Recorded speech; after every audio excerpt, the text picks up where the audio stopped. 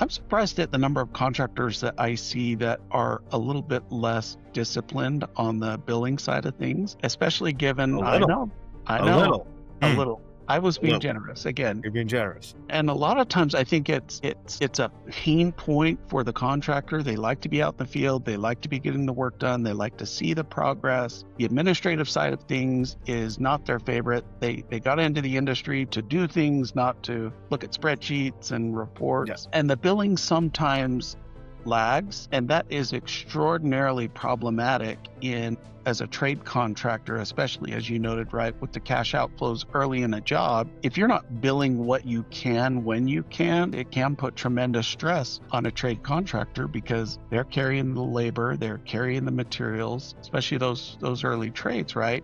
It can be early on the job site trades, it can be very challenging to manage that from a cash perspective.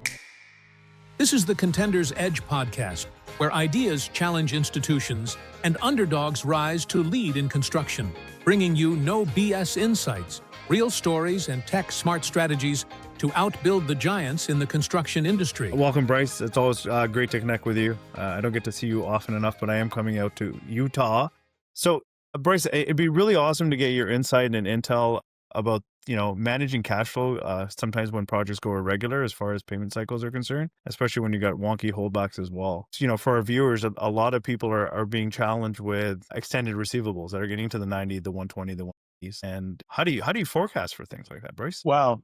That's a great question, actually. And it's certainly an issue that puts a lot of stress on contractors because really we're just talking about cash flow and cash flow projections. I think the first thing that I like to do with a contractor is help them really get a feel for what cash flow is going to look like with a reliable, robust cash flow projection. Because if we know that we're going to be short in 6 weeks today, that's a lot different from waking up 5.5 weeks from today and realizing we're going to be short. So first thing I like to do is start with the WIP and look at our contracts in progress and sit down and go through what the cash flows from each of the remaining work in progress is going to look like, right? If we're in a labor heavy trade and we're on the tail end of the project, then we're probably going to be just having labor as a cost component for the closeout, the last 2/3, half of the project, whatever the case may be. And so I can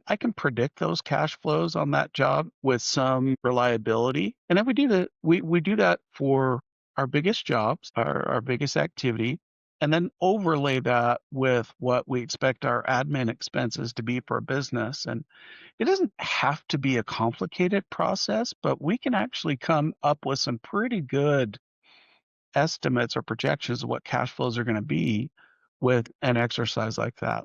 Now, the assumption, as my 14-year-old boy pronounces it, is that we've got good job costing so that we can actually know where we are in our jobs and be able to roll out a projection of those expenses. But So you're number one, assuming, because we all know what happens when you assume. yeah, hence my son's Oh, shit. pronunciation. But yeah, I think the first thing you've got to do is have an idea of what cash flows are going to look like. And that starts with a projection there. And I think, based on, I guess, 30 years that I've been doing it, is that's something that almost needs to happen simultaneously with the estimate, because sometimes we're bidding jobs and have no clue what the cash flow outlay is going to be on a job. And we've got 3 or 4 or 5 jobs that are all coming out of the ground at the exact same time. And you go, shit, I'm in a cash crunch. Yeah. Right? Yeah.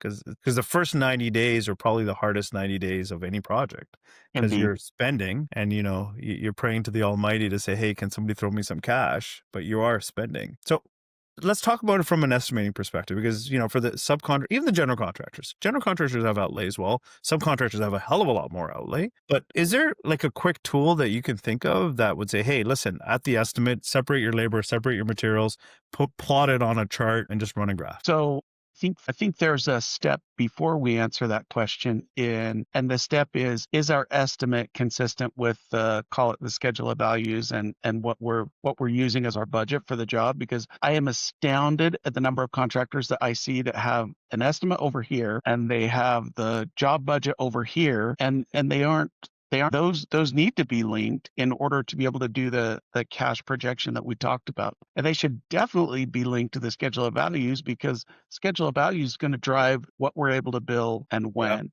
So I'd say start there because what a lot of contractors have is they have estimators with their own little fiefdoms, and one estimator has one way of doing things, and this is my spreadsheet and these are my formulas, and so you end up with different kinds of results and estimates. And a lot of contractors just say, okay, well, I look at the number, I'm going to take the number. But from the perspective of trying to use that estimate to help me manage the job, it's not very useful. And so what I think contractors need to be doing is taking the estimate, making it uniform in some respects so that it can be digested, and use that actually as the backbone for helping track progress on the job. And the benefit of that is enormous. And one aspect of the benefit is that it's going to really help with the cash projection. So Yeah. I think there's some preliminary steps there.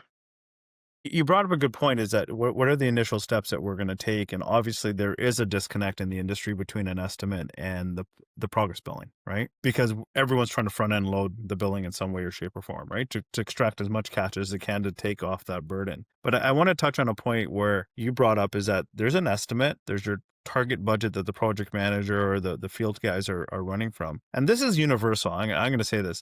General contractors run into cash flow situations, right? And then you start depriving your subcontractors of the cash that they need. And subcontractors who have a substantial cash outlay, they need to know at what stage they're at in the project. So how do we take this estimate, and do you suggest we chunk it up into materials that we have to buy, labor that we have to expend, equipment that we have to, charge out or rent out to the job?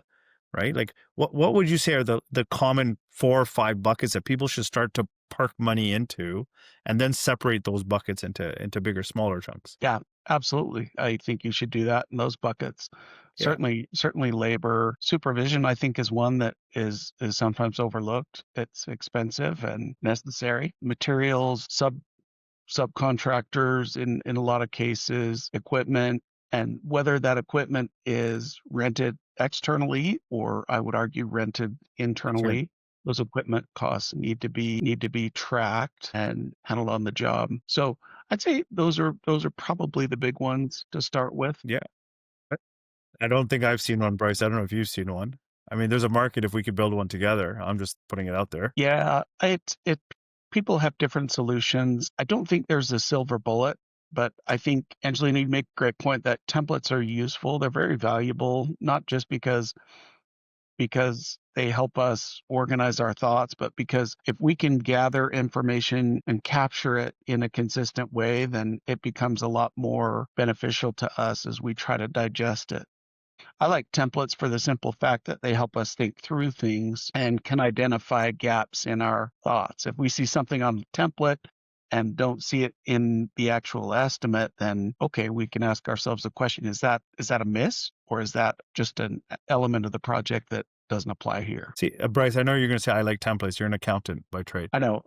Everything's template. Sorry, buddy, I had to say How to that. say you're an accountant without saying you're an accountant, right? Yeah, you're an accountant by trade. People who live in the construction world that come from a non-accounting background, which is probably 99.5% of us in the industry. And you're being generous. Yeah. Okay. So 99.9995 in the industry don't really appreciate what templates can do. And I think, Bryce, you hit the nail on the head about, and Angelina, you brought it up, is just create a simple template. Here's my labor bucket. Here's my material bucket. Here's my equipment bucket. Here's my service bucket. And just put all the math into those buckets from an estimate, right? And that's your starting point of a template. And then you take that template and say, am I buying this or am I subcontracting this? And then you separate that bucket into probably 2 halves, right? And that goes for the general contractor and it goes for the subcontractor, right? Like, am I going to buy this? Because I'm going to have commercial terms if I'm buying it. But if I get to immediately put the cash out, then I need to know what cash out immediately is and cash out long term is. Is there any other buckets we can add to that? I know we can. Well, I was just going to say buckets and then by phase, right?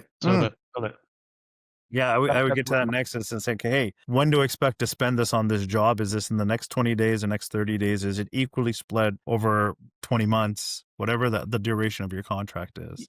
Yeah. And it doesn't get very complicated thereafter. So it sounds like we've got these rows that are based on internal, external spend, and then we're going to have all these columns that are over a period of time. And that's how we're going to spread that money over time. And I think the math will add up really quick below the column how much money you're going to be spending, Yeah, right? it So does. awesome. So, people talk about cash flow irregularity, recognizing income versus expenses, right? Bryce, how do we make it easier for people to understand that just because you collected the cash against that value doesn't mean it's yours, it's trust money? I know we talked about this on the previous subject, in the previous session, but how do they say, okay, well, let me offset some of this money? Is there like a formula that you as an accountant can share with them? I know they're going to say, I'm going to say, reach out to Bryce and consult with him because that's probably the best investment you're going to make. Or if you don't know, have your accountant reach out because there's a lot of accountants in the industry that shouldn't be construction accountants. Yeah, there are a Yeah. lot of accountants who also do construction who aren't necessarily construction accountants. Yeah. So the way I approach that is by looking at the WIP schedule and looking at where I'm overbilled and where I'm underbilled, because I'm either underbilled or overbilled on every single job. And if I am net overbilled, then my expectation is that I'm going to have some cash in the bank, because that cash in theory is what we've collected on our overbillings that we haven't yet spent on our job. So to answer your question about what portion of this cash is mine and what portion is not, I need to understand where I am in my jobs with respect to over and under billings. And one thing with respect to over and under billings that brings up a good point, which is I'm surprised at the number of contractors that I see that are a little bit less disciplined on the billing side of things, especially A given little, I a know little, a little. I was a being little. generous again. You're being generous. You started being generous. I'm continuing the trend. But and a lot of times I think it's a pain point for the contractor. They like to be out in the field, they like to be getting the work done, they like to see the progress. The administrative side of things is not their favorite. They got into the industry to do things, not to look at spreadsheets and Yeah. reports. And the billing sometimes lags, and that is extraordinarily problematic in as a trade contractor, especially as you noted, right, with the cash outflows early in a job. If you're not billing what you can when you can, it can put tremendous stress on a trade contractor, because they're carrying the labor, they're carrying the materials, especially those early trades, right? It can be early on the job site trades, it can be very challenging to manage that from a cash perspective. So when I look at a contractor, I'm fairly quickly able to deduce what the cash position is going to look like just in general, whether it's healthy or challenge, by getting a feel for their financial reporting infrastructure. And the correlation that I see and have seen my whole career is that contractors that are serious about job costing, that are deliberate in their billing, tend to bill assertively. I'd say not necessarily aggressively, but assertively. And it really helps them manage the inevitable peaks and valleys of cash flow, especially as a trade contractor in today's world with the big outlays and retainage and delays in payment, and it's tough. So I think there's a strong positive correlation between having a robust job costing financial reporting system and having a strong cash position. It's difficult to have one without the other. I think you touch on a thing. I think a lot of people misnomer the idea of having, and I won't name any tools out there, but most construction accounting tools are only as good as the person behind the keyboard or the knowledge set that they have to extract the data out. Yeah. And I think this is where the differentiation becomes between people who understand cash flow and WIPs versus general accounting positions, which tend to say, hey, I know how to enter data, I know how to extract data, but I don't understand how to analyze the data. Because Yeah. the proof is in the analysis, not in the entry in the and the reporting. Okay, great, I got a report. It looks beautiful. It says I'm rich, Yeah. but that doesn't mean anything yet. Yeah, it's one of the things that we focus on with our people when we're bringing people up on the construction side of things, because we take real strong accountants, then we teach them the construction industry is well, we believe that accounting matters a lot more in construction than it does in other industries. In a lot of other industries, accounting is really just a historical record keeping exercise. In construction, it's just the opposite. Everything we do in construction is based on our ability to effectively project our expenses, right? How do we bid for jobs? How do we schedule crews and allocate our resources? Well, all of that depends on our understanding of what it takes to operate. And that's based on an understanding of our job costs. So there's a very strong incentive, in my opinion, to have a robust job costing system, because otherwise you're going to treat it like you said, you're going to treat it, if you're just an accountant that's a historical record keeper, like history, instead of using it to help run the business going forward. Listen, I'm going to say it. I was guilty of it. I kind of assumed that, there's money in the bank account, it's mine. But you know what? It took discipline to say, sorry, I need somebody to give me a detailed analysis. And then that wasn't year one in my business. I won't lie to you. It wasn't year two. It wasn't year three. Kind of closer to when we get started to larger bonded projects. When the bonding company said, hey, I need this reporting from you. And you're just like, reporting? What does that mean? And there's one thing to get the report, and there's one thing to understand the report. And I'm going to say it, engineering plus or minus a couple $1,000 was close. That probably makes your skin crawl going, couple $1,000. It's going to be to the penny. So for all the contractors that are out there listening that they're starting up a business, or they're only in year 5 of your business, it could be in year 10. Robust accounting is probably what's going to keep you alive in the long haul. And taking basic fundamentals of construction accounting never hurt, but connecting yourself with people like Bryce will really help you in the long haul, which might seem like you don't need them. I trust my accountant, but you can get into a pretty complex situation, because really there's credit facilities that are available to contractors, and a lot of them make use of line of credits. Some of them are secured, some of them are based on revenue, some of them are based on income. There's a lot of variables that the banks want to understand before they extend you a facility, right? And the same thing goes for the bonding company. The surety companies out there want to know these complex tools that you're putting in place, and they're not that complex. They just take time. So It takes some understanding. And I'd say, don't take my word for it. Certainly don't take my word for it.